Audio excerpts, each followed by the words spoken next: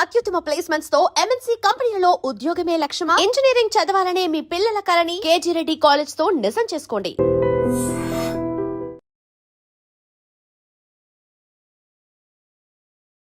Hi, hello, నమస్తే, welcome back to dream media.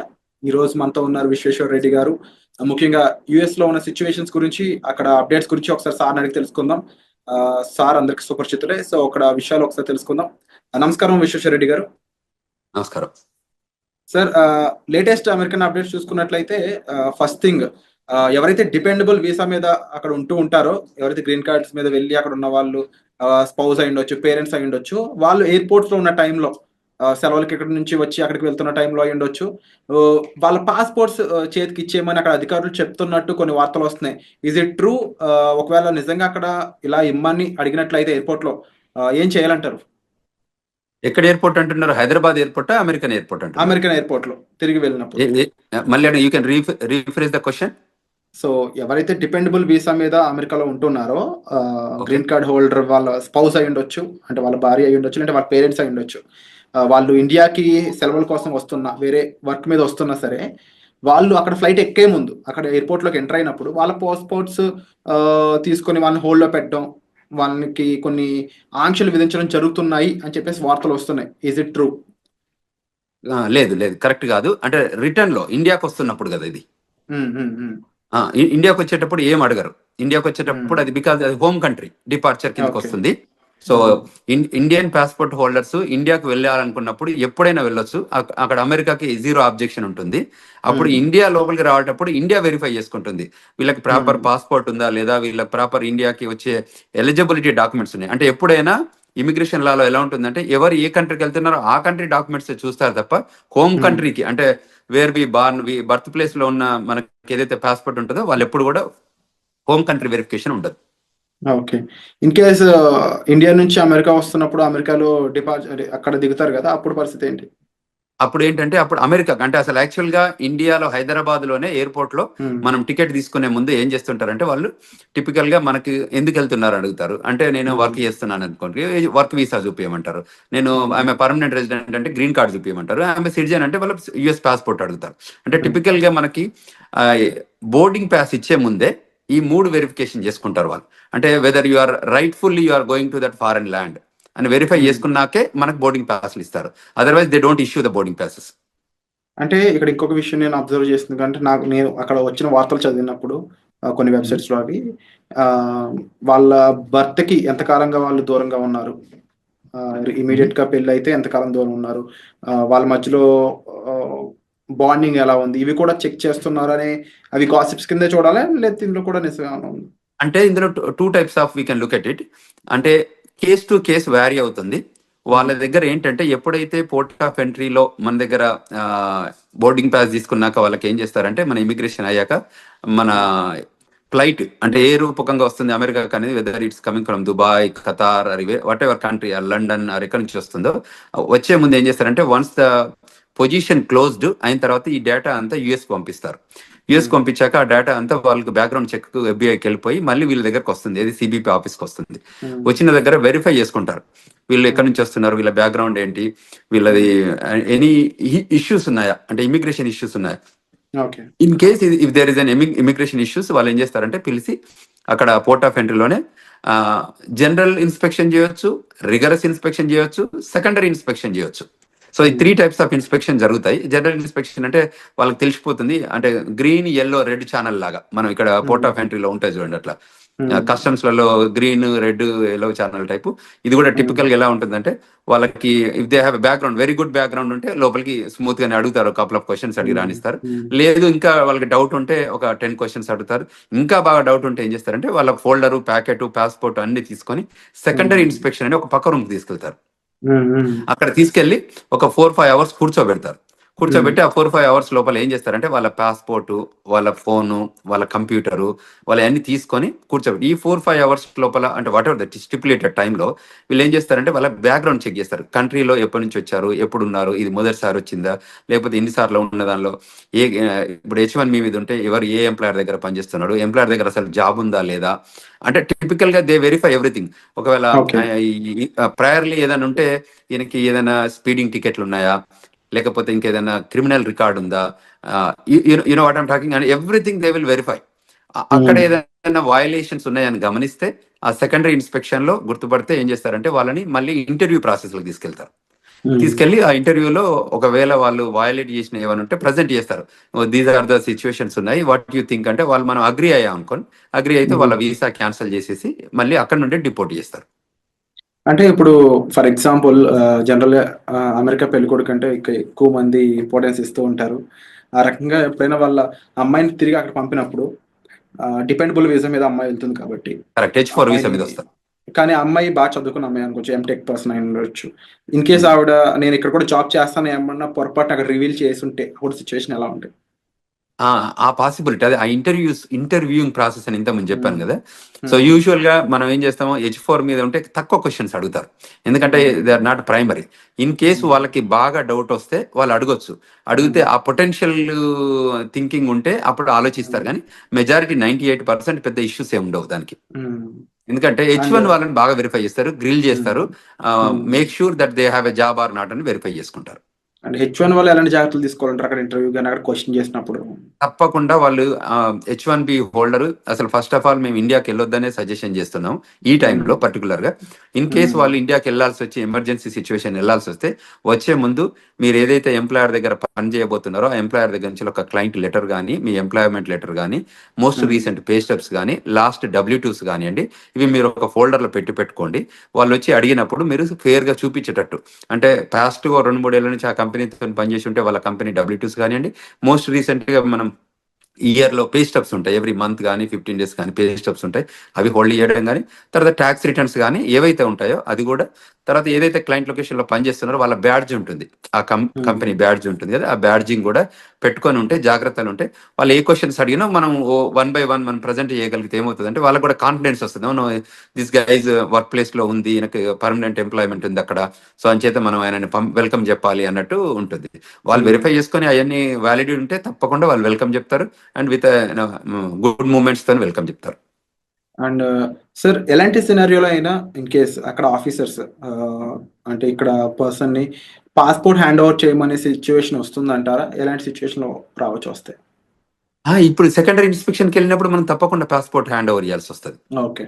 Secondary ఇప్పుడు మనం ఏదైతే ప్రైమరీ ఇన్స్పెక్షన్ అంటే ప్రతి దానికి వాళ్ళు పాస్పోర్ట్ తీసుకుంటారు, పాస్పోర్ట్ స్కాన్ చేస్తారు, వాళ్ళ దగ్గర కంప్యూటర్ ఉంటుంది కదా. ఇప్పుడు you're Indian, you're coming on F1 visa, so passport తీసుకుంటారు, ఫింగర్ ప్రింటింగ్ తీసుకుంటారు, తర్వాత ఐరిష్ చెక్ చేస్తారు, పిక్చర్ తీస్తారు, ఫింగర్ ప్రింటింగ్ టోటల్ 10 fingers అంటే 2 hands పెట్టి 10 fingers చెక్ చేసుకున్న తర్వాత ఇంటర్వ్యూ క్వశ్చన్స్ ఉండి దాని తర్వాతనే పంపిస్తారు. ఈ పాస్పోర్ట్ అందులో స్కాన్ చేస్తేనే అప్పుడు వాళ్ళకి డీటెయిల్స్ అన్ని వస్తాయి కదా. So 100% they collect the passport. Only thing ఏంటంటే గ్రీన్ లాగా ఉంటే మళ్ళీ they will hand over everything, passport ఇచ్చేసి నో వెల్కమ్ టు అమెరికా అని చెప్పేసి పంపించేస్తారు. సో అది H1B ఏదంటే వాళ్ళ ఎంప్లాయ్మెంట్ ఉందా లేదా వెరిఫై చేసుకొని ఆ క్వశ్చన్స్ అడుగుతారు, ఎక్కడ పని చేస్తున్నారు, ఏంటి, ఏ జాబ్ చేస్తున్నారు, ప్రోగ్రామ్ అనలిస్టా ఏంటి అంటే డేటా అనలిస్టా, దోస్ కైండ్ ఆఫ్ క్వశ్చన్స్ అన్నట్టు. సో క్లయింట్ లొకేషన్ లో జాబ్ ఉందా వెరిఫై చేసుకొని, మీ ఎంప్లాయర్ తో టచ్ లో ఉన్నావా, అంటే దీస్ ఆర్ ద కొన్ని కామన్ మినిమం క్వశ్చన్స్ ఉంటాయి కదా. ఆ మినిమం క్వశ్చన్స్ అడిగాక మళ్ళీ దే హ్యాండ్ ఓవర్, లోపలికి వెళ్ళాక ఫస్ట్ పాస్పోర్ట్ తీసుకొని క్వశ్చన్స్ అడిగాక మళ్ళీ పాస్పోర్ట్ హ్యాండ్ ఓవర్ చేస్తారు. సో పాస్పోర్ట్ తీసుకోవడం అనేది ఒక common practice. Only American citizens అయి ఉండి వాళ్ళకి గ్లోబల్ ఎంట్రీ ఉంటే తప్ప వీళ్ళని యూజువల్ గా గ్లోబల్ ఎంట్రీ ఉన్న వాళ్ళకి ఎలా ఉంటుందంటే వాళ్ళకి ఐరిష్ తో టెస్ట్ చేస్తారు, వాళ్ళకి ఇండిపెండెంట్ గా వాళ్ళే స్కాన్ చేసుకోవచ్చు, వాళ్ళే పిక్చర్ దిగొచ్చు. ఇప్పుడు యాప్ కూడా వచ్చింది, గ్లోబల్ ఎంట్రీ యాప్. సో అందులోనే వాళ్ళు ఫోటోలు తీసుకొని సబ్మిట్ చేస్తారు, ఆఫీసర్ CBP ఆఫీసర్ వెరిఫై చేసుకొని ఎవ్రీథింగ్ గుడ్ ఉందంటే వాళ్ళ ఈవెన్ పాస్పోర్ట్ కూడా అడగరు, యూ కెన్ గో అని చెప్పేస్తారు. ఎందుకంటే వాళ్ళకి బ్యాక్గ్రౌండ్ చెక్లు, వ్యాలిడేషన్ అంతా జరుగుతుంది కాబట్టి. అండ్ అలాగే ఇంకా లేటెస్ట్ అప్డేట్ కూడా చూసుకున్నట్లయితే సెంట్రల్ యూనివర్సిటీ ఆఫ్ మిచిగన్ లో ఒక చైనీస్ స్టూడెంట్ తను సోషల్ మీడియాలో కొంచెం యాక్టివ్గా ఉండడం, అది కూడా అమెరికాకి ఆపోజిట్ గా తను చేసిన రెస్పాన్స్ అనేది తను డిపార్ట్ చేసే విధంగా మారింది. ఇప్పుడు జస్ట్ 6 months స్టడీ లెఫ్ట్ ఉందంటే తనకి. 2016లో తను వెళ్ళాడంట స్టడీస్ కోసం. అలాంటి సిచ్యువేషన్స్ లో ముఖ్యంగా సోషల్ మీడియాలో మనం అంటే రియాక్ట్ అయ్యే విధానం కానీ, ఆఖరికి ఒక పోస్ట్ US కి ఆపోజిట్ గా ఉండే ఒక పోస్ట్ ని మనం లైక్ చేసినా కూడా అది మన మీద కాస్త తీవ్ర ప్రభావం చూపిస్తుందని చెప్పేసి వస్తున్నాయి వార్తలు. ఈ పరంగా ఇండియన్ స్టూడెంట్స్ ఎవరైనా ఎఫెక్ట్ అయ్యే ఛాన్స్ ఉందా? అసలు అక్కడ స్టూడెంట్స్ ఎలాంటి జాగ్రత్తలు తీసుకోవాలంటారు?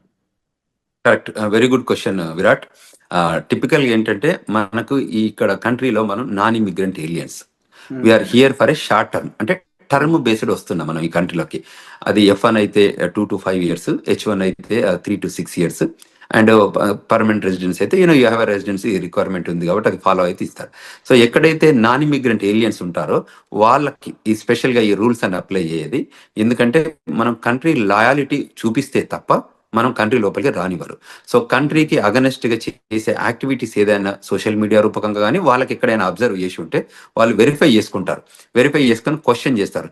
ఎక్కడైనా ఎవిడెన్స్ దొరికితే తప్పకుండా వాళ్ళు క్వశ్చన్ చేస్తారు, ఈజ్ దట్ యూ అని చెక్ చేసుకొని వాళ్ళు డిపోర్టేషన్ ప్రొసీడింగ్ చేస్తారు.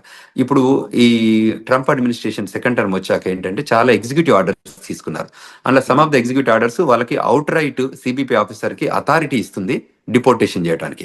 సో అందులో ఏ సిచ్యువేషన్ ఎరైజ్ అయినా, ఏ రకమైన ఇష్యూస్ వచ్చినా, ఏ రకమైన లాయాలిటీ ఇన్ స్టేక్లో ఉన్నా, అంటే ఆ లాయాలిటీ ప్రూవ్ చేయలేకపోయినా వాళ్ళకి every right to send them back, period. There is no second to it.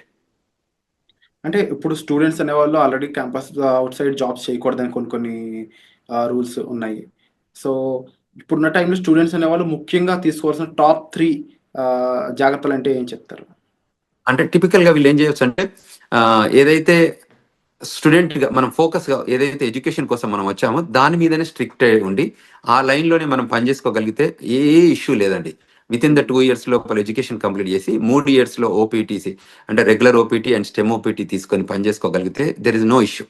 ఎప్పుడైతే మనం ఇమిగ్రేషన్ నేషనాలిటీ యాక్ట్ వయలేషన్స్ ఏదైనా చేస్తే ఆ వయలేషన్స్ ఐడెంటిఫై అయితే తప్ప వాళ్ళు వెల్కమ్ చెప్తారు. ఇట్ ఈస్ అ కంటిన్యూస్గా కంట్రీ నీడెడ్ స్టూడెంట్స్. అందువల్ల ఎప్పుడు కూడా వాళ్ళని అంటే డిపోర్ట్ చేయడం అనేది ప్రైమరీ ఏం పెట్టుకోరు. టిపికల్గా ఏంటంటే వాళ్ళు రావాలి, కష్టపడి చదువుకోవాలి, కంట్రీకి వాళ్ళ కాంట్రిబ్యూషన్ కావాలనే కోరుకుంటుంది అమెరికా. సో అందులో ఎమినెన్సీ ఎఫెక్టివ్గా స్కిల్ ఉన్న వాళ్ళందరినీ కూడా కంట్రీ ఎప్పుడు లూజ్ చేసుకోదు. ఎప్పుడైనా స్కిల్ లేబర్ కానివ్వండి, స్కిల్ నాలెడ్జ్ ఉన్న వాళ్ళు కానివ్వండి, ఎడ్యుకేషన్లో కానీ ఎంప్లాయ్మెంట్ కానీ ఎక్స్ట్రాడినరీ ఎబిలిటీ మనం పెర్ఫామ్ చేస్తే అమెరికా ఎప్పుడు కూడా వెళ్ళగొట్టదు. ఎప్పుడు వెళ్ళగొడుతుంది? Any backgrounds, negative background, criminal background, financial background issues ఉన్నప్పుడు, అటువంటి ఇష్యూస్ వాళ్ళు అబ్జర్వ్ చేసినప్పుడు వాళ్ళు క్లియర్గా చెప్తారు, you are violating this so and so sections 1, 2, 3, so based on this sections you are deportable case అని చెప్పి డిపోర్ట్ చేస్తున్నారు. సో అందువల్ల మన వాళ్ళకి ఏం చెప్తానంటే ఇది స్టూడెంట్స్ కానీ అదేవిధంగా స్టూడెంట్ పేరెంట్స్ కూడా గైడ్ చేస్తున్నాం. ఎందుకంటే ఇప్పుడున్న కరెంట్ జనరేషన్లో, కరెంట్ సిచ్యువేషన్లో, జనరేషన్ మీన్స్ ఏంటంటే ఇది డిజిటల్ ఏజ్ జనరేషన్. అంతకుముందు ఏంది first generation, second generation type, ఇప్పుడు డిజిటల్ ఏజ్ జనరేషన్ వచ్చింది. సో మీరు ఏది చేసినా అక్కడ ట్రాక్ అవుతుంది. సో మనం అందులో తప్పించుకోవడానికి ఛాన్స్ లేదు. కాబట్టి మనం ముందే జాగ్రత్త పడి మిస్టేక్స్ చేయకుండా ప్రాపర్ గైడెన్స్ తీసుకొని, ఇప్పుడు మాలాగా సీనియర్స్ ఉన్న వాళ్ళు కాకుండా ఇక్కడ ఏదైనా ఇమిగ్రేషన్ లా ఫర్మ్స్ ఉన్నా కూడా రైట్ఫుల్ గైడెన్స్ తీసుకొని వాళ్ళు చేసే ప్రతి యాక్షన్లో కూడా బిఫోర్ దే యాక్ట్ ఈ గైడెన్స్ తీసుకొని ముందుకు వెళ్ళగలిగితే that is the best option to do. ఇంకేదన్నా వాళ్ళకి గైడెన్స్ కావాలన్నా ఈ రూపకంగా మన వీడియోస్ చూడడం రూపకంగా ఐ డ్రీమ్స్లో ఈ రకరకాల వీడియోస్ మనం ప్రొడ్యూస్ చేస్తున్నాం కదా, వాటిల్లో చూసి వెరిఫికేషన్ చేసుకొని ఇంకేదైనా క్వశ్చన్స్ ఉంటే they can approach us. We are here to help them students, we are here to help them skilled labour H1B వాళ్ళు కానీ ఈవెన్ గ్రీన్ కార్డ్ హోల్డర్స్ కానీ సెవరల్ కన్ఫ్యూజన్స్ వస్తున్నాయి. ఎందుకంటే ఎవ్రీడే ఒక ఎగ్జిక్యూటివ్ ఆర్డర్ లాగా ఇమిగ్రేషన్ లా వస్తున్నాయి కాబట్టి వాళ్ళకి ఆ గైడెన్స్ కావాలి. సో ఆ గైడెన్స్ తీసుకొని వాళ్ళు యాక్ట్ చేయగలిగితే వాళ్ళు సేఫర్ హ్యాండ్స్లో ఉంటారు అనేది మనం ఇక్కడ తీసుకోవాల్సిన జాగ్రత్తలు తీసుకోవాలి. అలాగే విశ్వేశ్వర్ గారు, ముఖ్యంగా H1B వీసాకు సంబంధించి చాలా చేంజెస్ రాబోతున్నాయి. ఎలిజిబిలిటీ క్రైటీరియాలో కూడా చేంజెస్ రాబోతున్నాయని తెలుస్తూ ఉంది. ఇన్కేస్ చేంజెస్ అనేవి చేసినట్లయితే ఎలాంటి విషయాల్లో చేంజెస్ చేసే అవకాశం అనేది ఉంటుందంటారు? అంటే there are number of things. America ఏం చేస్తుందంటే every time they will revive and define new things. అంటే ప్రయర్గా జరుగుతున్న ఇష్యూస్ కానీ అడ్రస్ చేసుకుంటూ వాళ్ళకి ఎవ్రీ మంత్ ఒక మీటింగ్ జరుపుకుంటారు. ఆ మంత్ మీటింగ్లో అనాలిసిస్ చేస్తారు, ఏదైనా ఇష్యూస్ ఉన్నాయా, కన్సర్న్స్ ఉన్నాయా, ఏమన్నా మన కంట్రీ ఇంపాక్ట్ ఏదైనా అవుతుందా, దీనివల్ల బెనిఫిట్ అవుందా ఈ ప్రోగ్రామ్ని ఏమైనా చేంజ్ చేయాలా. అంటే ఇది డిపార్ట్మెంట్ ఆఫ్ లేబర్ ప్రోగ్రామే కానివ్వండి, ఇది డిపార్ట్మెంట్ ఆఫ్ స్టేట్ ప్రోగ్రామ్ కానివ్వండి, ఇది USCIS ప్రోగ్రామ్ కానీ ఏ ప్రోగ్రామ్స్ అయినా కూడా వాళ్ళు డిఫైన్ చేసుకుంటారు. అది ఎడ్యుకేషన్, డిపార్ట్మెంట్ ఆఫ్ ఎడ్యుకేషన్ అంటే గవర్నమెంట్లో ఏ ప్రోగ్రామ్ ఉన్నా కూడా ఆ ప్రోగ్రామ్ మీద అనాలిసిస్ చేసుకుంటారు. ఇది కంట్రీ ఇంట్రెస్ట్లో పనిచేస్తుందా, కంట్రీకి ఏమైనా బెనిఫిట్ అవుతుందా, how we can redefine and the best process and best possible opportunity to grow this country అని చూస్తారు. అందులో ఏమైనా మనకి కన్సర్న్స్ ఉన్నాయనుకుంటే వాటిని కరెక్ట్ చేస్తారు. ఆ కన్సర్న్ కరెక్ట్ చేసే ప్రాసెస్లోనే వాళ్ళు ఈ చేంజెస్ తీసుకొస్తారు. అందులో ఇప్పుడు ఎంప్లాయ్మెంట్ ఇష్యూస్ ఉన్నాయనుకోండి, ఆ ఎంప్లాయ్మెంట్ దానిలో చేంజ్ చేస్తారు, ఓపీటీలో చేంజ్ చేస్తారు.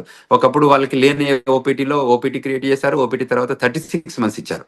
సో అమెరికా ఇప్పుడు ఏంటంటే వాళ్ళకి స్కిల్డ్ లేబర్ కావాలి.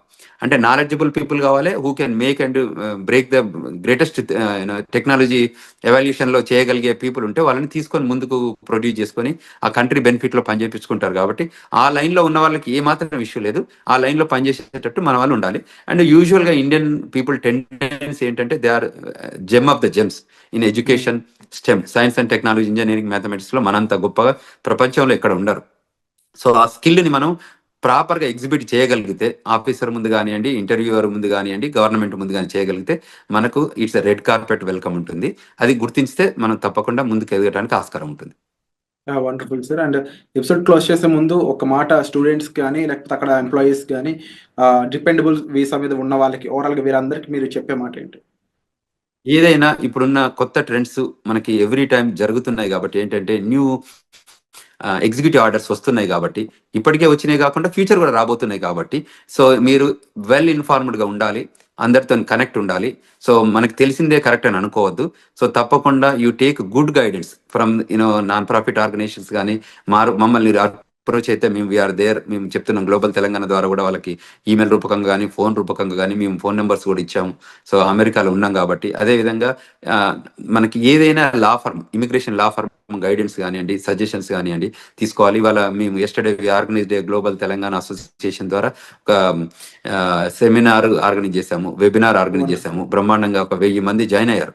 1000 మంది స్టూడెంట్స్ రూపకంగా ఇమిగ్రేషన్ రిక్వైర్మెంట్ ఏమున్నా కూడా ఇప్పుడు కరెంట్ లో జరుగుతున్న ఇమిగ్రేషన్ ట్రెండ్స్ పైన ఏవేవైతే ఇష్యూస్ ఉన్నాయో వాటిపైన మేము ఆర్గనైజ్డ్ విత్ సీనియర్ ఇమిగ్రేషన్ అటార్నీతోని కాన్ఫరెన్స్ కాల్ ఆర్గనైజ్ చేస్తే there are number of peoples join అయ్యారు. వాళ్ళ క్వశ్చన్స్ ఒక 2.5 గంటల కాన్ఫరెన్స్ కాల్ జరిగింది. అంటే అంతసేపు క్వశ్చన్స్ అడిగారు వాళ్ళంతా. So it is very informable. అట్లా ముందుకు వచ్చి తెలుసుకోగలిగితే that is the greatest thing. So మేము అదే చెప్తున్నాం. అది F1 కానివ్వండి, H1 కానివ్వండి, గ్రీన్ కార్డ్ హోల్డర్స్ కానివ్వండి, ఈవెన్ సిటిజన్స్ కానివ్వండి, ఈ కంట్రీ రిక్వైర్మెంట్స్ ఏమున్నాయి, ఇప్పుడు సిటిజన్షిప్ అయినా కూడా గ్రీన్ కార్డ్ అయినా కూడా మనం ఈ AR11 అప్డేట్ చేస్తున్నామా, మనం F1 H1 వాళ్ళు కూడా AR11 అంటే స్టేటస్ మనకి అడ్రస్ అప్డేట్ చేస్తున్నామా, లేకపోతే రిజిస్ట్రేషన్ రిక్వైర్మెంట్స్ అప్డేట్ చేస్తున్నామా. మనం ఈ కంట్రీలోకి వచ్చాం కాబట్టి మనం ఈ కంట్రీ నామ్స్ అంటే లా ఆఫ్ ద ల్యాండ్ ఎలా ఇమిగ్రేషన్స్ ఉన్నాయో, ఇమిగ్రేషన్ నేషనల్ యాక్ట్ రూల్స్ ఏది ఉన్నాయో మనకు తెలిస్తే ఫాలో అయిదాం, తెలియకపోతే తెలుసుకొని ఫాలో అయిదాం. Bottom line we need to follow the rules. So if you follow the rules there is no issue. This country is the best country to live and this the best country to welcoming. And the country people కూడా చాలా బాగుంటారు. మనం కూడా grow కావడానికి opportunity ఉంటుంది. మన పిల్లలకు కూడా చాలా కంఫర్టబుల్గా సెటిల్ అవుతారు. సో అక్కడ ఉన్న చదువుకున్న స్టూడెంట్స్ అయి ఉండొచ్చు, వర్క్ చేసే వాళ్ళు అయి ఉండొచ్చు, ఎవరు కూడా ఇన్సెక్యూరిటీస్ ఏం పెట్టుకోకుండా ప్రాపర్గా ప్రొఫెషనల్స్ని కలిసి మీ డౌట్స్ అనేవి సాల్వ్ చేసుకోగలిగినట్లయితే మీరు ఒక సేఫ్ అండ్ సెక్యూర్ లైఫ్ అక్కడ లీవ్ చేయొచ్చండి. దాంతోపాటుగా అంతగా మిమ్మల్ని ఇబ్బంది పెట్టే విషయం అయితే మాత్రం తప్పకుండా ఇమీడియట్లీ మీరు ఒక ప్రొఫెషనల్ కానీ ఎంబసీ సైడ్ పీపుల్ కానీ లేకపోతే అక్కడ లా ఫీమ్ సంబంధించిన పర్సన్స్ అయి ఉండొచ్చు, లేకపోతే మన విశ్వేశ్వరరావు గారు లాంటి ప్రొఫెషనల్స్ మీరు కలిసినట్లయితే కాస్త జాగ్రత్తలతో పాటుగా మీకు కాస్త గైడెన్స్ ఇచ్చే ఛాన్సెస్ అనేవి దొరుకుతాయి. సో తప్పకుండా మీరు తీసుకునే ఇనిషియేషన్స్ అనేవి చాలా గ్రేట్ విశ్వేశ్వర్ గారు. తప్పకుండా మీరు కండక్ట్ చేసే వెబినార్స్ అయి ఉండొచ్చు, లేకపోతే ఇలా ఇంటర్వ్యూస్ రూపంలో అయి ఉండొచ్చు, చాలా ఇన్ఫర్మేషన్ని చాలా మందికి అందిస్తూ ఉన్నారు. So we are thankful and thank you so much for great information. మరిన్ని అప్డేట్స్ పై త్వరలోనే మరొక ఇంటర్వ్యూతో మీ ముందుకు వస్తాం. Thank you so much.